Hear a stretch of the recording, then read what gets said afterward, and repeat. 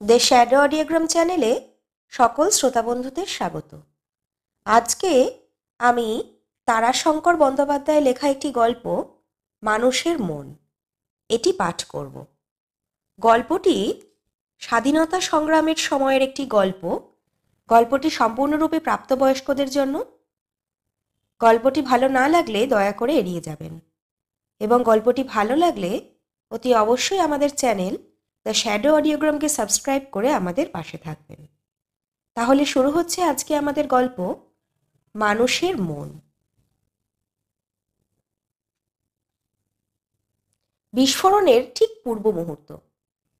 বারুদ দিয়ে তৈরি পলতেতে আগুন ধরালে সেই আগুন যেমন বিদ্যুৎ গতিতে এগিয়ে চলে বিস্ফোরকের মুখের দিকে, ঠিক তেমনিভাবেই স্বামী স্ত্রীর কথাবার্তার সুর চরম সংঘাতের দিকে এগিয়ে চলেছিল।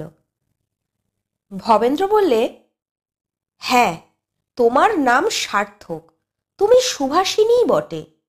এত বিষ তোমার কথায়। সম্ভবত সমুদ্র মন্থনের শেষ কল্লোল, যে কল্লোলের সঙ্গে হলাহল উঠেছিল, তারই ধ্বনি ভগবান তোমার কণ্ঠে দিয়েছিলেন। ওই থেকেই তৈরি হয়েছে তোমার ভাষা। শিক্ষিত চিন্তাশীল মানুষ ভবেন্দ্র। হুঙ্কার দিল না, স্থূলভাবে আঘাত করল না, কিন্তু সুভাষিনীর অন্তর ভেদ করে সব যেন ছিন্ন বিচ্ছিন্ন করে দিল। ছেলেবেলায় সুভাষিনী গল্প শুনেছিল এক সিদ্ধ অস্ত্র নির্মাতার। সে তলোয়ার তৈরি করত। বড় বড় গাছের কাণ্ড যে তলোয়ারের কোপে দ্বিখণ্ডিত হয়ে যেত, কিন্তু পড়ে যেত না। যেমনকার গাছ তেমনিই দাঁড়িয়ে থাকত, শুধু শুকিয়ে যেত তার পত্রপল্লব, ঝরে পড়ত ফুল। এ যেন তেমনি আঘাত। সুভাষিনী পল্লীগ্রামের বড়লোক ঘরের মেয়ে, শিক্ষিতা নয়, কিন্তু মুখোরা, প্রচণ্ড মুখোরা। স্বামীর কথার সূত্র অনুসরণ করে পৌরাণিক উপমা সংগ্রহ করেই সে উত্তর দিলে, আর তোমার তোমার কথা পড়তে পড়তে অমৃত, সুধা সুধা ঝরে পড়ছে। বজ্রের বাঁশির মতো মধুর সুরের ধ্বনি তোমার কণ্ঠে ভগবান দিয়েছেন, তাই না?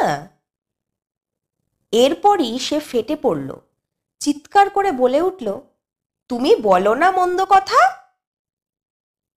শান্ত স্বরে ভবেন বললে, না, মন্দ কথা, অন্যায় কথা, কুৎসিত কথা আমি বলি না।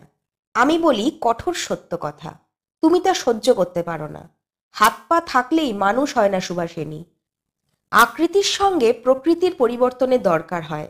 সূর্যের আলোকে সহ্য করতে পারে না বলে পশু দিনের বেলায় লুকিয়ে থাকে জঙ্গলের অন্ধকারে, গুহার অন্ধকারে। মানুষের মধ্যে প্রকৃতিকে যারা পশুত্বকে ছাড়াতে পারে না, তারা সত্যকে ভয় করে, সূর্যের আলোর মতো। সূর্যের আলো শুধু তো সাদাই নয়, তার উত্তাপ আছে, কঠোর উত্তাপ। তার মানে তার মানে আমি পশু, আমি জানোয়ার? যে চিৎকারটা তুমি করছো সুভাষিনী, সে কি শুনতে পাচ্ছ না? বুঝতে পারছো না জানোয়ারের গর্জনের সঙ্গে কতখানি মিল রয়েছে? একটু এগিয়ে যাও ওই আয়নাটার দিকে, নিজের মুখের চেহারাটা দেখো। তোমার পরিষ্কার দাঁতের ডগায় কি ধার ঝিলিক মারছে দেখো, তাহলে বুঝতে পারবে। সুভাষিনী স্বরবিদ্ধ পশুর মতো যন্ত্রণায় অধীর হয়ে নিজের আহত স্থানটিকে কামড়ে ধরতে চাইল। ভাবলে ওইখানেই আছে তার আঘাতকারী শত্রু। সে নিষ্ঠুর ক্রোধে দেওয়ালের গায়ে নিজের মাথা ঠুকে বলে উঠল, মরুক মরুক, জানোয়ার মরুক, তোমার শিকার করা সার্থক হোক। ভবেন্দ্র দাঁড়িয়ে রইল, এক পা এগিয়ে গেল না তাকে ধরতে, বা একটি কথা বললে না সুভাষিনীকে ক্ষান্ত হওয়ার জন্য। সে জানে সুভাষিনী এভাবে মাথা ঠুকে মরতে পারে না। জীবনের স্বার্থই যার সর্বস্ব, সামান্য এতটুকু পার্থিব বস্তু যে ত্যাগ করতে পারে না, সে জীবন ত্যাগ করবে কি করে? কয়েক মুহূর্ত পরেই ভবেন্দ্রের অনুমান সত্য হল। সুভাষিনী দেওয়ালের কাছ থেকে প্রায় ছুটে এগিয়ে এলো ভবেন্দ্রের দিকে। এবার ভবেন্দ্র শিউরে উঠল। সুভাষিনীর কপাল ফুলে গেছে, খানিকটা ছেঁচে গিয়েছে, রক্ত বেরিয়ে আসছে সেই ক্ষতস্থান থেকে। ভবেন বলে উঠল, সুভাষিনী। গ্রাহ্য করল না সুভাষিনী। সে শেষ আক্রমণ করবার জন্য দাঁত নখ বের করে ছুটে এসেছে, টুকরো টুকরো করে ছিঁড়ে ফেলবে সে ভবেন্দ্রকে। এবার সে উলঙ্গ আক্রমণ করে বলল, আমি জানোয়ার? তুমি দেবতা, তুমি অক্ষম, তুমি অপদার্থ, উপার্জন করবার তোমার ক্ষমতা নেই, তাই তুমি পরোপকার আর দেশোদ্ধারের ভান করে মাথা উঁচু করে টোটো করে ঘুরে বেড়াও, জেল খাটো। তুমি স্ত্রীর টাকা দান করে দাতা সাজো? অর্থ তোমার নেই, তাই তুমি নিঃস্বার্থ। লজ্জা করে না তোমার? আমার বাপের দেওয়া টাকা এইভাবে খরচ করতে? তোমার বাপের ভিটে দেনার দায়ে নিলামে চড়ে, আমার বাপের দেওয়া টাকায় দেনা শোধ করে সে ভিটে বাঁচে, তুমি যাও সত্যাগ্রহ করতে? একবারও মনে ভেবে দেখো না, যুবতী স্ত্রী কি খাবে, কি পরবে, কে দেখবে তাকে? তার ওপর তুমি ৫০-৫৫টা ভিখিরি জুটে এনেছো তাদের খেতে দেবে বলে, তাতেই আমি আপত্তি করেছি, সেই জন্য আমি জানোয়ার? নির্লজ্জ কোথাকার, বেহায়া কোথাকার! ভিখিরি যে সেও ভিক্ষে করে স্ত্রীকে খেতে পড়তে দেয়, চোর চুরি করে স্ত্রীকে প্রতিপালন করে। ভবেন্দ্র মাথা হেট করে পিছনে ফিরলে, দরজার দিকে পা বাড়ালো। পিছন থেকে তার জামার পিছনটা চেপে ধরল সুভাষিনী। কোথায় যাবে তুমি? উত্তর দিয়ে যাও আমার কথার। ভবেন্দ্র বলল, জীবনের স্বাদ আমার মিটে গেল সুভাষিনী, তোমায় মুক্তি দিয়ে আমিও মুক্তি নিতে চললাম, ছেড়ে দাও আমাকে। নিষ্ঠুর বিদ্রুপে ব্যঙ্গ করল সুভাষিনী। ছেড়ে দাও আমাকে? আমাকে মুক্তি দিতে যাচ্ছেন? মুক্ত পুরুষ, সাধু পুরুষ! দাঁতে দাঁত চেপে কঠিন স্বরে সে আবার বলল, আমার দেনা শোধ করো তুমি। আজ পর্যন্ত তোমার কাছ থেকে ৩৫০০ টাকা পাবো, যখন যা দিয়েছি পাই পয়সা আমি লিখে রেখেছি। ভবেন্দ্র বলল, জন্মান্তর, জন্মান্তরে সুদ শুদ্ধ শোধ করব। বলেই সে জোর করে জামার খুঁটটা ছাড়িয়ে নিয়ে বেরিয়ে গেল। সুভাষিনীও কঠিন ক্রোধে ছুটে নেমে এলো নিচে, কিন্তু ভবেন্দ্র দ্রুততর গতিতে বাড়ি থেকে বেরিয়ে গেছে। কয়েক মুহূর্ত স্তব্ধ হয়ে সে দাঁড়িয়ে রইল উঠানে, তারপর উপরে উঠে গেল। ঘরে খিল দিয়ে খুঁজতে লাগলো একগাছা দড়ি, একটা টেবিল, একটা টুল। উপরের দিকে চেয়ে দেখল খড়ের ছাওয়া কোঠা ঘর, চালের কড়িগুলো অনেক উঁচুতে, অনেক উঁচু। তা হোক, হোক অনেক উঁচু। খাটের উপরে টেবিল, তার উপরে চেয়ার, তার উপরে টুল, নাগাল পাওয়া যাবেই। দড়ি পাওয়া যাবে বাইরের ঘরের পূব দিকের দেওয়ালের কাছে যে কাঠের সিন্দুকটা আছে তার ভিতরে। চাষের জিনিসের মধ্যে আছে লাঙলের দড়ি, হাতে পাকানো শনের মজবুত দড়ি, অন্তত হাত আষ্টেক লম্বা তো হবেই। টেবিলটা টানল সে, ঠোঁটে তার অতি নিষ্ঠুর ব্যঙ্গহাস্য ফুটে উঠেছে। যত ধারালো তত বাঁকা, ঠোঁট দুটি সত্য সত্যই গুণ দেওয়া ধনুকের মতো বেঁকে গেছে। লোকে বলে তাকে ভাগ্যবতী, স্বামী ভাগ্যে ভাগ্যবতী। রূপবান, গুণবান, মহৎ পণ্ডিত লোক ভবেন্দ্র। লোকে বলে এ গ্রাম বহু তপস্যা করে তাকে পেয়েছে। গুণবান, মহৎ, পণ্ডিত! তার বাবা এবং মাও এই ভ্রান্তিতে আচ্ছন্ন হয়ে তাকে ভাসিয়ে দিয়ে গেছেন। গ্রামেরই ছেলে ভবেন্দ্র, শাস্ত্রজ্ঞ পণ্ডিত ছিলেন তার বাবা। লোকে বলতো নির্লোভ মানুষ। দেহের গৌরবর্ণের স্নিগ্ধতার দিকে মুগ্ধ দৃষ্টিতে চেয়ে তারা বলতো, বর্ণচ্ছটা এমন হয় না, এ হলো পুণ্যচ্ছটা। একটি শিশু ছেলে আর একটি শিশু মেয়ে রেখে মারা যান। মা ছিলেন বিনীতা, মধুর স্বভাবের মেয়ে। তিনিই মানুষ করেছিলেন ছেলে মেয়েকে। মেয়ের বিবাহ দিতে ব্রহ্মত্র জমিটুকু বিক্রি করেছিলেন, ভিটেটুকু বন্ধক দিয়েছিলেন। যজমানদের সাহায্যে চলত সংসার। দীপ্তিমান ছেলেটি স্থানীয় স্কুলে ছিল ফ্রি, স্কুলের নাম উজ্জ্বল করবে ভরসা করতেন শিক্ষকেরা। সুভাষিনীর ঠোঁট দুটি আরো বেঁকে গেল, যেন ছিলায় ধরে টান দিল ধনুকে। দীপ্তি! ঝকমকানি দেখলেই মানুষ তাতে দেয় মহামূল্য। গিলটিকে ভুল করে সোনা বলে, কাচকে ভ্রম করে হীরা বলে। বাবাও তার সেই ভ্রমই করেছিলেন। একদিন রেল স্টেশনে তিনি নামছিলেন ট্রেন থেকে, দেখলেন লাইনের ডিটিএস একজন ইংরেজের সঙ্গে মাথা উঁচু করে নির্ভয়ে বাদ প্রতিবাদ করছে ভবেন্দ্র। দীপ্ত গৌরবর্ণ কিশোর যেন অকম্পিত শিখার মতো জ্বলছে। বোর্ডিংয়ের একটি ছেলে স্টেশন কম্পাউন্ডারের গাছ থেকে ফুল পাড়ছিল।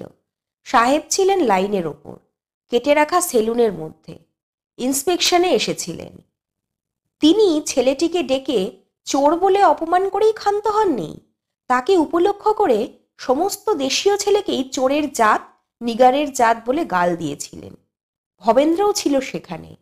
সে নির্ভয়ে সাহেবের গাড়ির হাতল খুলে গাড়িতে ঢুকে প্রতিবাদ করেছিল। সুভাষিনীর বাপ ছিলেন বড় ব্যবসায়ী। তিনি সেদিন না থাকলে হয়তো ভবেন্দ্র সেদিনই জেলে যেত। ইংরেজ রাজত্ব, খাস ইংরেজ ডিটিএস। সুভাষিনীর বাবা ভবেন্দ্র সাহস দেখে মুগ্ধ হয়ে গেলেন। সেদিন বাড়ি ফিরেই সুভাষিনীর মাকে বলেছিলেন, ছেলেটিকে জামাই করলে হয় না? সুভাষিনীর মা স্বামীর মুখের দিকে চেয়ে বলেছিলেন, ঠাট্টা করছো না সত্যি বলছো? বড় ভালো ছেলে, আমার সাধ হয়, আমার চোখের সামনে থাকে। তাছাড়া কিছু মনে করো না, যে মুখরার বংশ তোমাদের, গায়ের ঘরে গরিবের ছেলে, বিয়ে দিলে সুভাষিনীর আদর হবে। বাবা বলেছিলেন, মন্দ বলনি, দেখি, ভেবে দেখি। আমার স্বাদ বিদ্বান জামাইয়ের। আমার ছেলেরা তো বড় লোকের ছেলে, লেখাপড়া শিখল না। ও ছেলে লেখাপড়া শিখবে। কি শুভ, বিয়ে করবি ওই ভবেনকে? সুভাষিনীর বয়স তখন সবে 11। সে হেসে পালিয়ে গিয়েছিল। তার ভালো লাগতো ভবেনকে। সুভাষিনীর ছোটদার সঙ্গে পড়ত। ছোটদা কোনো রকমে পাশ করত। ভবেন হতো ফার্স্ট। ছোটদার সঙ্গে সুভাষিনীর ছিল ঝগড়া। ছোটদা কোনো মতেই দেখতে পারত না ভবেনকে, তাই সুভাষিনীর ভালো লাগতো তাকে। শুধু ওই জন্যই নয়, আরও কিছুর জন্যও ভালো লাগতো। ওই গিলটির ঝকমকানিতে সেও ভুলেছিল। গৌরবর্ণ দীর্ঘ দেহ ছেলেটিকে তারও ভালো লাগতো। যাক, আজ হয়ে যাক সেই ভালো লাগার প্রায়শ্চিত্ত। সে টেবিলটাকে টেনে তুলতে লাগলো খাটের ওপর। ভারী টেবিল। খাটের উপরে উঠে টেবিলখানাকে টানল, কিন্তু ঝোঁক সামলাতে পারল না। মাথা নিচু করে পড়ে গেল। টেবিলটা উল্টে গিয়ে তারই টানে মাটিতে আছাড় খেয়ে পড়ল। ভবেন চলেছিল ট্রেনে। এক কামরার এক কোণে চোখ বুজে সে বসেছিল। আজ সে মুক্তি পেয়েছে। যৌবনের প্রারম্ভে একটা নিদারুণ ভ্রান্তির ফলে নাকপাশে জড়িয়ে ফেলেছিল নিজেকে। স্কলারশিপ পেল ম্যাট্রিকে। সুভাষিনীর বাপ এই অঞ্চলের প্রসিদ্ধ ধনী। তার সঙ্গে মেয়ের বিয়ে দিতে চাইলেন। ভবেন মনে করল এ তার বিশ্বজয়ের গৌরব। হায় রে ভ্রান্তি! পল্লীগ্রামের দরিদ্রের সন্তান। বিশ্ব তার কাছে তখন এমনই ছোট ছিল। এ অঞ্চলের রাজা, তিনিই ছিলেন তার কাছে পৃথিবীর রাজা। দাম্ভিক ধনী তার কাছে মাথা হেট করলেন। তখন সে কি ভেবেছিল ধনীর ওই কন্যাটির অন্তর এত কদর্য? সুভাষিনী স্বার্থপর, অহংকৃতা, দুর্বিনীতা। আশ্চর্য! এতদিন, আজ 7 বছর তার সঙ্গে বাস করল, তবু তার এতটুকু পরিবর্তন হলো না। কলকাতায় পড়তে গেল ভবেন। বাইরের পৃথিবী দেখে তার চিত্ত সূর্যালোক সংকেতে নতুন অঙ্কুরটির মতো আকাশের দিকে মাথা ঠেলে উঠতে লাগল। তার বংশ সম্পদের লোভ নেই। পুরুষানুক্রমে এই সাধনাই তারা করে এসেছে। পণ্ডিতের বংশ, পরম রহস্যের সন্ধানই ছিল তাদের বংশগত সাধনা। সেই সাধনা নতুন শিক্ষার খাতে পড়ে নতুন মুখে ছুটল। গ্রহণ করল সে গান্ধীজির আদর্শ।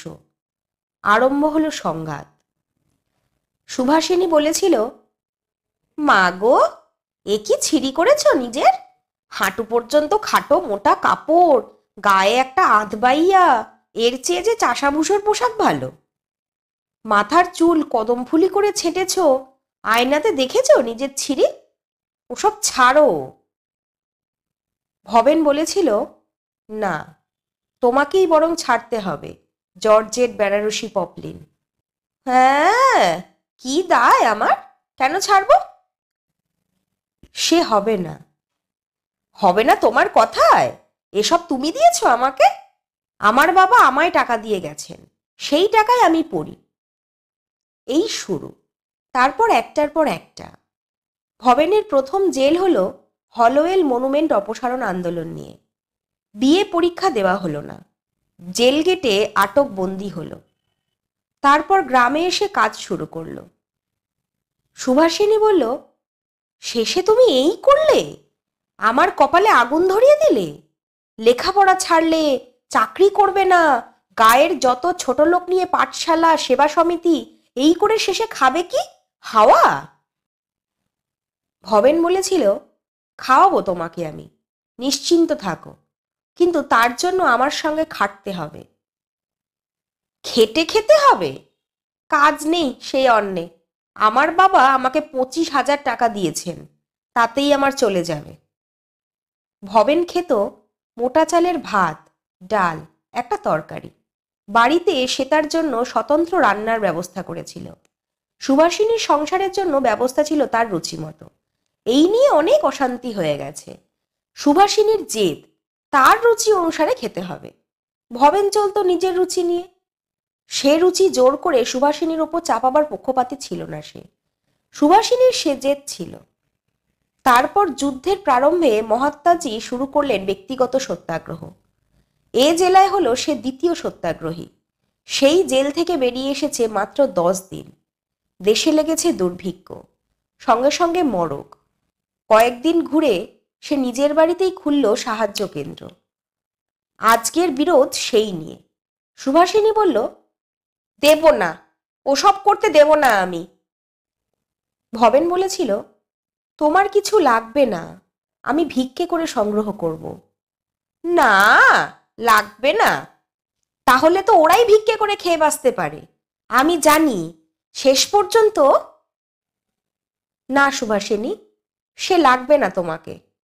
সুভাষিনী বলেছিল, না না, তোমার কথায় এতটুকু বিশ্বাস নেই আমার। স্তম্ভিত হয়েছিল ভবেন। আমায় তুমি অবিশ্বাস করো? করি। সংসারে যারা অক্ষম তারাই অবিশ্বাসী। দেবতার টাকা, গুরুর টাকা তারা ভেঙে ফেলে। আমি তোমার স্ত্রী, আমার দণ্ডমুণ্ডের মালিক তুমি। সঙ্গে সঙ্গে জানলা দিয়ে মুখ বাড়িয়ে বাইরের বাড়িতে যারা সাহায্য কেন্দ্রের কাজ করছিল তাদের চিৎকার করে বলতে গিয়েছিল, বেরিয়ে যাও, বেরিয়ে যাও। বাধা দিয়েছিল ভবেন। চাপা গলায় গম্ভীরভাবে বলেছিল, সুভাষিনী। সুভাষিনী বলেছিল, না না, তোমার চোখরাঙানিকে ভয় করি না আমি। নির্গুণ পুরুষের ফনা কুলোর মতোই বড় হয়, ফোসফোসানিও তেমনি মারাত্মক হয়, কিন্তু বিষ থাকে না। ভবেন কয়েক মুহূর্ত স্তব্ধ থেকে আত্মসম্বরণ করে বলেছিল, হ্যাঁ, তোমার নাম সার্থক, তুমি সুভাষিনীই বটে। যাক, আজ মুক্তি পেয়েছে সে। শেষ হয়ে গেল দ্বন্দ্বের। ভগবানকে সে ধন্যবাদ দিল মনে মনে। এমনি করে তুমি চরম আঘাত দিয়ে বন্ধনমুক্ত করে দাও, তাই তো তুমি বন্ধনহারী। চোখ থেকে গড়িয়ে পড়ল তপ্ত অশ্রুর দুটি ধারা। সে জল সে মুছল না। গাড়িটা একেবারে খালি। 42 সালের শেষ। কলকাতাগামী ট্রেন প্রায় জনশূন্য। কলকাতায় বোমা পড়ছে। অনেকখানি চোখের জল বেরিয়ে যেতে সে খানিকটা সুস্থ হলো। মনে মনে নিজেকে বলল, তোমার প্রেমে আঘাত আছে, নেইকো অবহেলা। এ সত্যি, এ সত্যি। আঘাত দিয়ে তুমি আমাকে মনে করিয়ে দিলে আমি তোমাকে ভুলেছিলাম। আমার বংশগত সাধনার ধারার মুখে নিজেই দিয়েছিলাম বাঁধ। আজ সে বাঁধ খুলে গেল। সকল কিছুর উপরে তুমি। আমি তোমাকে চাই, তোমার সন্ধানেই যাব আমি। এবার সে বাইরের দিকে চাইল। হু হু করে ট্রেন চলছে। রাত্রি হয়ে গেছে, অন্ধকার। এমনই চিন্তানিমগ্ন ছিল সে, কতদূর এসেছে সে খেয়ালও তার নেই। নড়ে চড়ে বসল সে আবার। কলকাতা নয়, সামনের যে কোনো বড় স্টেশনে নেমে পড়বে। চলবে সে পশ্চিমে, সুদূর উত্তরে, শান্তিময় হিমালয়, ভারতবর্ষের আত্মজ্ঞান লাভের সিদ্ধ বেদী। ট্রেন এসে থামল ব্যান্ডেলের খানিকটা আগে। চারিদিকে গভীর অন্ধকার। আকাশে গুরু গুরু গুরু গুরু শব্দ উঠেছে। প্লেন উড়ছে, সাইরেন হয়েছে। হঠাৎ চকিতে দীপ্তি চমকে উঠল আকাশে। আকাশ আলো হয়ে গেল। সঙ্গে সঙ্গে বিস্ফোরণের শব্দ হলো। কাছেই কোথাও এয়ার রেড আরম্ভ হয়েছে। মরবে, সে মরবে, এমন সুযোগ। নেমে পড়ল সে গাড়ি থেকে। 4 বৎসর পর চরকা কাটা শেষ করে সুভাষিনী উঠল। ঘড়িতে 8:10। 10 মিনিট দেরি হয়ে গিয়েছে। তাড়াতাড়ি দেওয়ালের হুকে ঝোলানো খদ্দরের ঝুলিটা নামিয়ে কাঁধে তুলে বেরিয়ে পড়ল। ঘর থেকে বেরিয়ে আবার ফিরল। জীবনে ব্যস্ততাটা কিছু নয়, ভুল হয়ে যায়।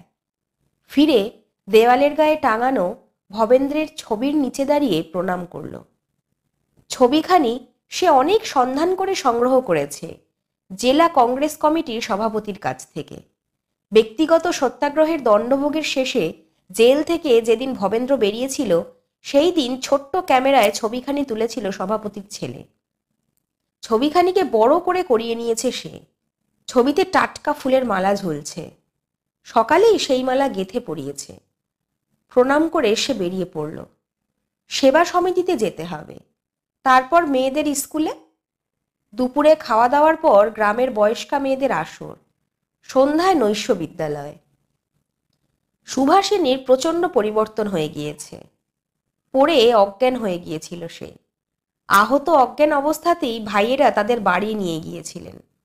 তারপর সে জমে মানুষে টানাটানি। 6 মাস পর সেরে উঠে বসল যেদিন, সেদিনই সে বড় বৌদিকে ডেকে বলল, আমি এইবার ও বাড়ি যাব। রোগের মধ্যেই অনেক কথা তার কানে এসেছে এবাড়ির, সবই ভবেন্দ্রর এবং তার সমালোচনা। নীরবে সে সব সহ্য করেছে। ভাইরা দিয়েছেন ভবেন্দ্রকে গালাগালি, বউয়েরা দিয়েছেন সুভাষিনীকে দোষ। এর মধ্যে সে শুধু ভেবেছে, শুধুই ভেবেছে। ভাবতে ভাবতে অনেক অভিমান, অনেক ক্ষোভ, অনেক আত্মগ্লানির সংঘর্ষের মধ্যে তার অনেক ভাঙাগড়া হয়ে গেল। স্বামীর বাড়ি ফিরে সে আরম্ভ করল নতুন জীবন। প্রথমেই সে ভাইদের ফিরিয়ে দিল তার বাপের দেওয়া টাকা। বলল, আমায় এই দণ্ডের মূল থেকে মুক্তি দাও দাদা। এ হলো রক্তমুখী নীলা, যার কাছে থাকে তার ওপর এর প্রভাব ফলবেই। বড় ভাই বললেন, সেটা ভালো দেখাবে না সুভাষিনী, তার চেয়ে দান টান করো। ছোট ভাই, তার ছোড়দা নিজের অংশটা নিলেন। ইতিমধ্যেই তার নাকি অভাব দেখা দিয়েছে। সুভাষিনী অর্ধেক টাকা দিয়ে আরম্ভ করলো স্বামীর ফেলে যাওয়া কাজ। ভবেন্দ্র সন্ধান মিলল না। জেলা কংগ্রেস সভাপতি অনেক সন্ধান করেছেন কর্মীদের বিভিন্ন কর্মক্ষেত্রে, সন্ধান মেলেনি। ভাইয়েরা সন্ধান করল জেলা আইবি অফিসারের মারফত। জেলে জেলেও খবর করা হলো, মিলল না সন্ধান। সুভাষিনীর কানে একটা কথা মধ্যে মধ্যে বেজে ওঠে, জন্মান্তরে জন্মান্তরে সুদ শুদ্ধ শোধ করব। সে ছুটে যায় সঙ্গে সঙ্গে ঘরের কোণে, কাঁদে। হয় সে নেই, নয় সে সন্ন্যাসী হয়ে গেছে। সুভাষিনী তখন তাকে জেনেও জানেনি। আজ তার কাছে সব স্পষ্ট, প্রত্যক্ষ। স্কুলের মেয়েরা গান গাইছিল। স্কুল বসার শুরুতেই গান হয়, ব্যর্থ প্রাণের আবর্জনা পুড়িয়ে ফেলে আগুন জ্বালো, আগুন জ্বালো। হঠাৎ তার সামনের রাস্তায় এসে দাঁড়ালো একখানা প্রকাণ্ড মোটর। কে এলো? চঞ্চল হয়ে উঠল মেয়েরা। ভুরু কুঞ্চিত করে সুভাষিনী বলল, ভুল হচ্ছে, মন দিয়ে গাও। গাড়ি থেকে নেমে এলেন তার ছোড়দা। শুভি? মুখ তুলে তাকালো সুভাষিনী। গাড়িতে এসেও ছোড়দা হাঁপাচ্ছে। হাঁপাতে হাঁপাতে বলল, ভবেন এসেছে, শুভি বাড়ি আয়। কে? কে এসেছে? থরথর করে কাঁপতে লাগলো সুভাষিনী। ভবেন, ভবেন এসেছে আমাদের ওখানে রে। এই তো তার গাড়ি, মস্ত বড় লোক হয়েছে। এই তো তার গাড়ি, দেখ না কত বড়, 30,000 টাকা দাম। স্যুটখানা পড়ে আছে, তার দাম কমসে কম 500। আমরা তো চিনতেই পারিনি। সুভাষিনীর দেহের কম্পন স্থির হয়ে এলো। স্থির দৃষ্টিতে সে ছোড়দার দিকে চেয়ে রইল। ছোড়দা বলেই গেল, না বলে যেন তার তৃপ্তি নেই, স্বস্তি নেই, মুক্তি নেই। বলল, বাঁশবেড়েতে যেদিন বোম্বিং হয়, সেই সময় ব্যান্ডেলের ওখানে একজন বড় মিলিটারি অফিসার জিপ উল্টে পড়েছিল রাস্তার ধারে। ভবেন দেখতে পেয়ে তাকে জিপের তলা থেকে বের করলো, সেবা করে জ্ঞান ফিরিয়ে স্টেশনে নিয়ে যায়, সেখান থেকে হাসপাতালে। ব্যাস, আর কি? হা হা করে হেসে ভবেন বলল, যাচ্ছিলাম সন্ন্যাসী হতে, বুঝছো না? Good luck. অফিসার আমাকে সেই ফুলিশ কর্ম থেকে রক্ষা করলেন। বললেন, ইয়াং ম্যান, চলো আমার সঙ্গে। তারপর মিলিটারি কন্ট্রাক্ট, একটার পর একটা, লক্ষর পর লক্ষ। সুভাষিনী ওয়াজ মাই ইন্সপিরেশন, বুঝছো না? Run on, run on, run on, বুঝেছ না? দিগ্বিদিক জ্ঞান শূন্য হয়ে ছুটেছি। অবশেষে পরশু স্বপ্ন দেখলাম সুভাকে। মন চঞ্চল হয়ে উঠল। ভেবেছিলাম কোটি পূরণ না করে ফিরবো না, কিন্তু থাকতে পারলাম না। কাল রাতেই বেরিয়ে পড়লাম। ভাবলাম না পুরুক কোটি, বাকি তো 20 লক্ষ, সেটা সুভাকে নিয়ে এসেই পুড়িয়ে নেব। সুভাষিনী চোখ বুঝল। তার মনশ্চক্ষের সম্মুখে পৃথিবীর অন্তর্লোক টলছে, কাঁপছে। সেখানে ভূমিকম্প শুরু হয়েছে। ছোটদা বলল, তুই এখন এইসব করছিস শুনে যা হাহা করে হাসলো। বলল, আরে রাম রাম, আমার ভূতটা শেষে ওকে পেয়ে বসলো। আয় সুভি, গাড়িতে ওঠ। সুভাষিনী হাত বাড়িয়ে বলল, আমার হাতটা ধরো। প্রকাণ্ড বড় চকচকে গাড়ি, 30,000 টাকা দাম। দরজাটা খুলতে খুলতে ছোটদা বলল, আমি মদ খাই বলে অনেক কথা বলতিস, চল দেখবি ভবেন একেবারে চুরচুরে হয়ে আছে, সঙ্গে একটা বাক্সবন্দি বিলিতি মদ। পৃথিবীটা ভেঙে পড়ে গেল। সুভাষিনী চিৎকার করে উঠল, ভূমিকম্প! সভয়ে হাত ছেড়ে দিল তার ছোটদা। সুভি! সুভাষিনী পড়ে গেল মাটিতে। পরক্ষণেই উঠে ছুটতে শুরু করলো। ছুটল নিজের বাড়ির দিকে। ছোটদার কথা শুনে ভবন হেসে আকুল হলো। বলল, শখ পেয়েছে, সামলাতে দাও, আমি ততক্ষণ স্নানটা সেরে নি। কাল রাত্রে পানের মাত্রা বেশি হয়ে গেছে, মাথা রিল রিল করছে। সুভাষিনী ছুটে এসে উপরে উঠে দরজা বন্ধ করে দিল। চালের কাঠের দিকে তাকালো। ধীরে ধীরে খাটের উপর তুলল টেবিলটা, তার ওপর চাপালো চেয়ার, তার উপরে টুল। অকম্পিত হাতে খুলে নিল সেই লাঙলের দড়িটা। সেটা ওই ঘরেই লম্বা করে টাঙানো ছিল, কাপড় রাখার জন্য। ছবির দিকে তাকিয়ে প্রণাম করে বলল, শেষে প্রেতমূর্তি ধরে আমাকে ভয় দেখাতে এসেছ? তারপর সহাস্য তিরস্কার করল, ছি ছি। শুনছিলেন তারাশঙ্কর বন্দ্যোপাধ্যায়ের লেখা গল্প মানুষের মন। গল্পটি ভালো লাগলে অতি অবশ্যই আমাদের চ্যানেল দ্য শ্যাডো অডিওগ্রামকে সাবস্ক্রাইব করে রাখবেন। আমাদের ফেসবুক পেজও কিন্তু ফলো করতে ভুলবেন না। আপনাদের জানা কোনো গল্প বা অভিজ্ঞতার কথা ডেসক্রিপশন বক্সে থাকা মেল বক্সে পাঠাতে পারেন। আমরা সেই গল্প পাঠ করব আমাদের চ্যানেলে। সুস্থ থাকবেন, ভালো থাকবেন। নমস্কার।